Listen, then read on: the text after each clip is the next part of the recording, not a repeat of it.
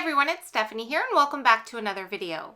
Today we are going to be using the new Ice Cream Cone Die-namics to create a simple card design, but we are going to step it up a bit by adding a shaker element to the card.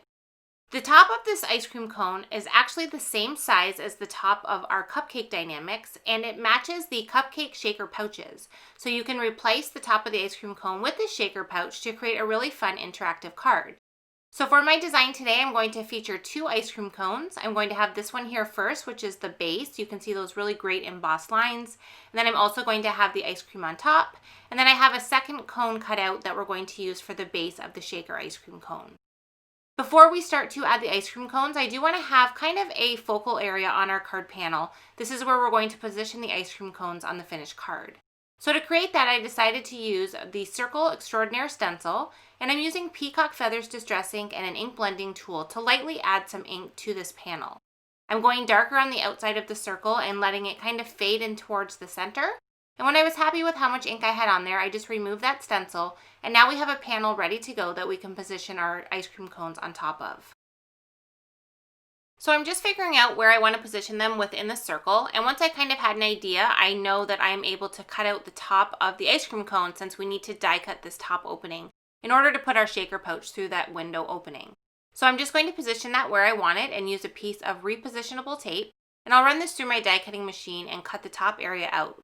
When we remove the die cut piece, it looks a little bit funny right now because you can't really tell what we're going to be doing here. And I'm going to go ahead and throw away that top piece. We don't want to use that since we have the blue area of the circle in there. So I will use a different piece of white paper to put in behind that shaker pouch. To add the shaker pouch into the opening, I like to use 1/8" score tape. This is a really thin tape, but it has really nice strong adhesive, so it holds the shaker pouch in really well.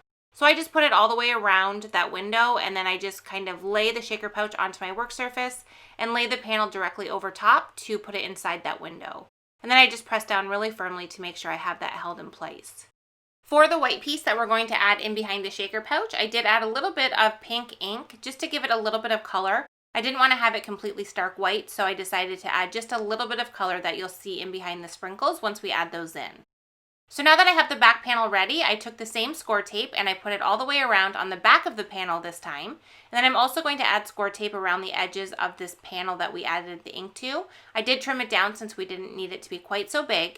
And now I'm going to use some Studio Catcha sprinkles, and I'm going to put them into that top area.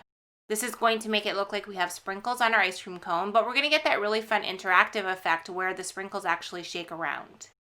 To add a little bit more detail to the ice cream cones, I did add some ink to these as well. I'm using Gathered Twigs Distress Ink, and I'm using a very light hand because I don't want it to be super dark, but I do want to add a little bit of shading to the edges of our ice cream cone. So I'm going to go around both of them until I'm happy with the color that we have. I want to keep it pretty light on the middle area, so I'm only kind of applying the ink around the outside edges. Once I have the two cones done, I'll flip my scratch piece of paper over, and I'm going to use a couple of Copic markers. This is C2 and C0. And I'm just going to add a little bit of color to the ice cream that we're going to add to the top of the second cone. This is going to allow us to keep the ice cream white, but it gives it a bit of shadow and shading so that it looks a little bit more dimensional and not so flat. So now that we have all the pieces together, we can go ahead and start to assemble everything. So I first added the ice cream cone to our shaker top, and now I'm going to figure out exactly where I want to position the second one. I will add the cone on here with regular adhesive, just like I did on the first one.